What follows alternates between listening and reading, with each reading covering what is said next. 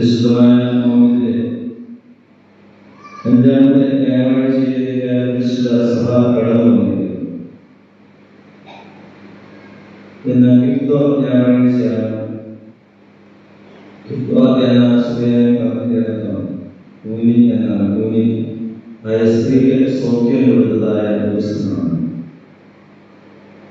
വിശുദ്ധ ലൂക്കോസിന്റെ സുവിശേഷം 11-ാം അധ്യായം 10 മുതൽ 17 വരെയുള്ള ഭാഗങ്ങളാണ് വിശുദ്ധ പിതാക്കന്മാർ നമുക്കായിട്ട് ഇന്നത്തെ സുവിശേഷ ഭാഗത്തിന് ക്രമീകരിച്ചത്. ശാബത്തിൽ സിലുവയിൽ വന്ന വിശ്വാസികളെ യേശുക്രിസ്തുവിനെ പഠിപ്പിച്ചുകൊണ്ടിരിക്കുകയാണ്. പഴയ കാലഘട്ടങ്ങളിൽ ലോകത്ത് ഒരേ ദേവാലയം മാത്രമേ യഹൂദന്മാർക്കുണ്ടായിരുന്നത് യെരൂശലേം ദേവാലയമാണ്. വിദൂരസ്ഥലത്തുള്ളതായ യഹൂദന്മാർ പെരുന്നാളുകൾ മാത്രമാണ് യെരൂശലേം ദേവാലയത്തിൽ കടന്ന് വന്നുകൊണ്ടിരുന്നത്.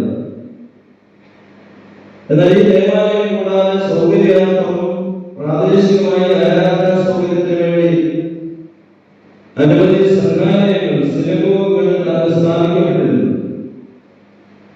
യേശുവിന്റെ കാലത്തും ഇതുപോലെയുള്ള സിനഗോഗുകളിലാണ് വിശ്വാസം പഠിപ്പിക്കുകയും ആവശ്യമായ ഉപദേശങ്ങൾ കൊടുക്കുകയും ചെയ്തുകൊണ്ടിരുന്നത്.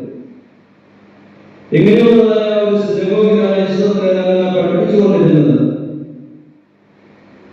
18 സംവത്സരമായി പൂർണ്ണമായ ദുരാത്മാവ് ബാധിച്ചതായ ഒരു സ്ത്രീ ആരാധനയ്ക്കായിട്ട് യേശുവിന്റെ സന്നിധിയിൽ എത്തുകയാണ്. നിവർന്ന് നിൽക്കുവാൻ വേണമെങ്കിലും 18 സംവത്സരമായിട്ട് അവൾ മുടക്കകൂടാതെ ആരാധനയിൽ പ്രാർത്ഥനയിൽ സംബന്ധിക്കുന്നു. എന്തെങ്കിലും നേട്ടങ്ങൾ ഉണ്ടാക്കാമെന്ന് വിചാരിച്ചുകൊണ്ടല്ല അവൾ എല്ലാ ദിവസവും പ്രാർത്ഥനയ്ക്കായിട്ട് കടന്നു വരുന്നത്, ആരാധനയ്ക്കായിട്ട് കടന്നു വരുന്നത്.